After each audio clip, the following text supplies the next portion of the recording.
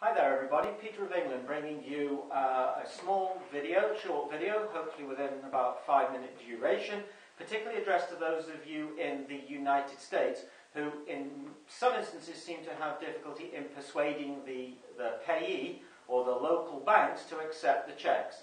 Often this has happened through presentments to utility companies or credit unions or for payment of property taxes, etc. So the things I'd like to address first of all are that don't be put off by the fact that they are refusing or saying that they can't present the cheque because there's no routing number on or there's no country stated on the cheques. Under international law, a cheque has an ability to be presented for clearing as long as a general address is available and a communication corridor is made available for these people to contact us, which there very most certainly is. You have the fax number, you have the telephone number, and they also have the WeRe Bank clearing emails, which is clearing@werebank.com or peter@werebank.com. And also for you out there who are wanting to register, there is registrations@werebank.com. So, before we get on to what I suggest you start doing to ameliorate this situation, I'd just like to show you that we are getting quite considerable numbers of checks in. This one here is from SunTrust in Orlando. This one here is from JP Morgan Chase. I think that one's in Houston. This one comes to us through Sparkasse in Germany. It's an American check. This one is from Key Bank National, 17 Corporate Woods, Albany. That's a check for clearing in US dollars. Again, SunTrust from Florida. Another one here coming through from Canada. That's in Canadian dollars, clearing through Barclays. This one here is through Citigroup, with the check duly attached and stamped eminently on the back. We have another one from RBC, that's in Canadian dollars. We have then several from Bank of America, Merrill Lynch, that come through on DHL courier packs. So these are just a few of the checks that are being presented to us, and it begs the question why banks like Wells Fargo are refusing to handle or process these checks when many of the others are. So for the benefit of the people in the United States who are working individually or as groups, what I would suggest is the following.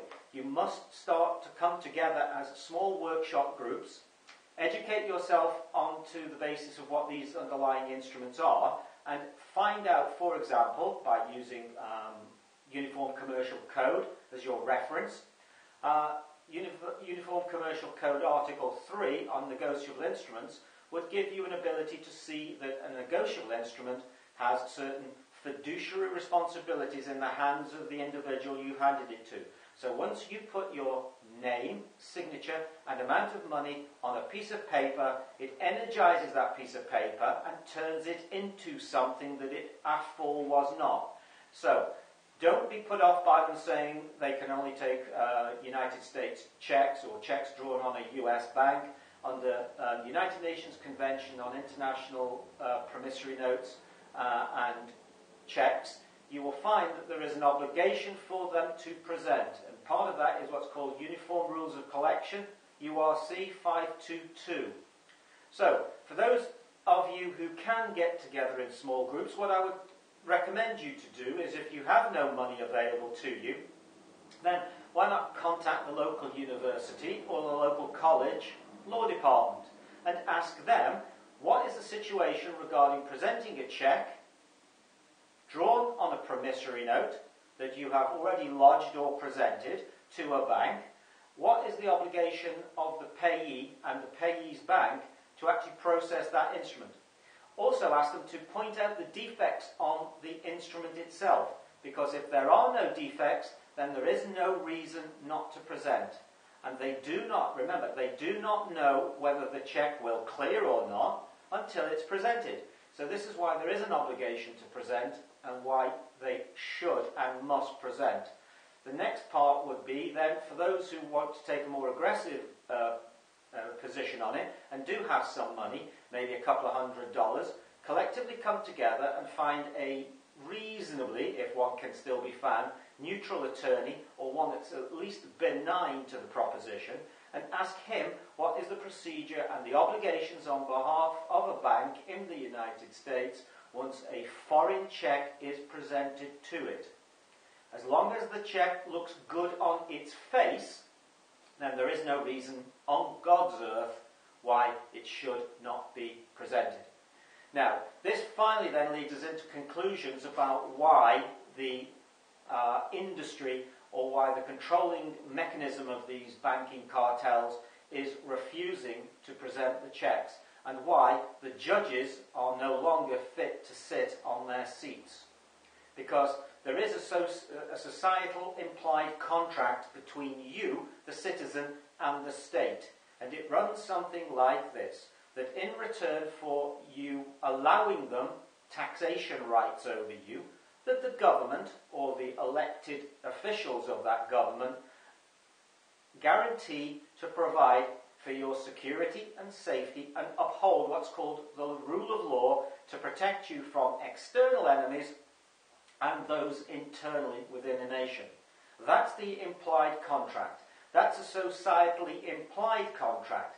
The problem with this is once they abandon the rule of law and refuse to follow their own rules of law in black and white, posted there, internationally, locally, federally and regionally, what we're into then is a situation where the rule of law is no longer sustainable.